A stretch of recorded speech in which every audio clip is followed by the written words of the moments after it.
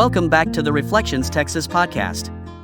Today, in episode 7, Robert Benson writes about another two species that are difficult to identify in the field, especially if you happen to be birding near Dallas, Austin, San Antonio, Corpus Christi, or places in between.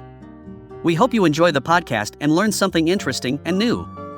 Stay tuned.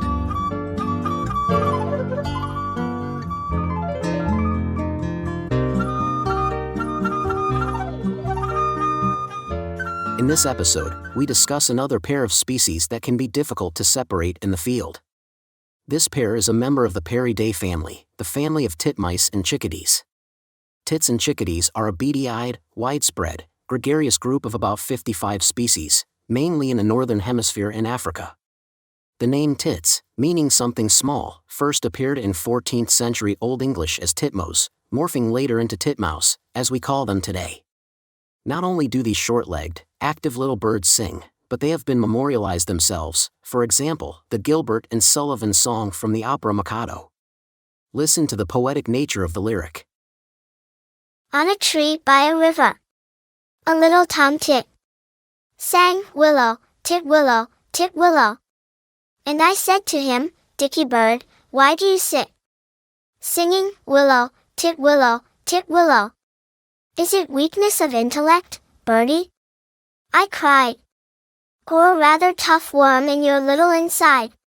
With a shake of his poor little head, he replied, "Oh, willow, tit willow, tit willow."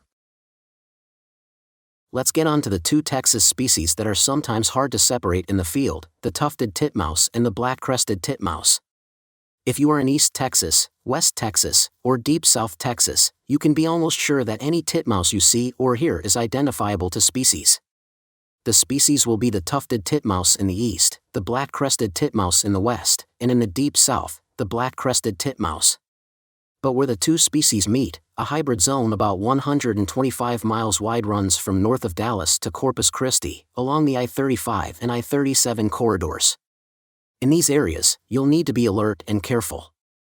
These titmice are small, gray, active birds with short legs and a crest.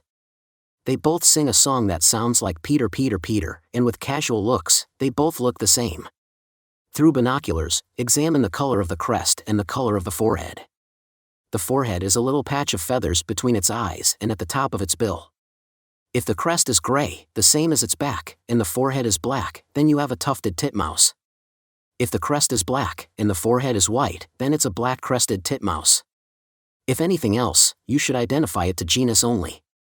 If the bird's forehead is light brown through reddish brown, then your bird is likely a hybrid between the tufted and black-crested titmouse.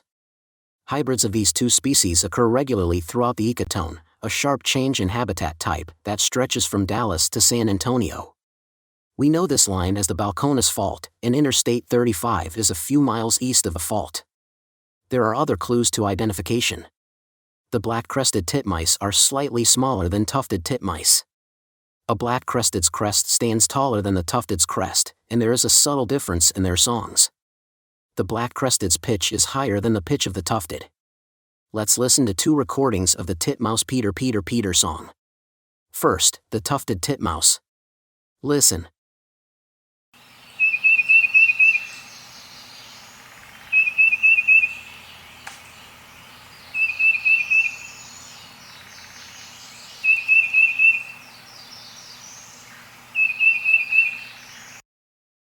Now, the black-crested titmouse.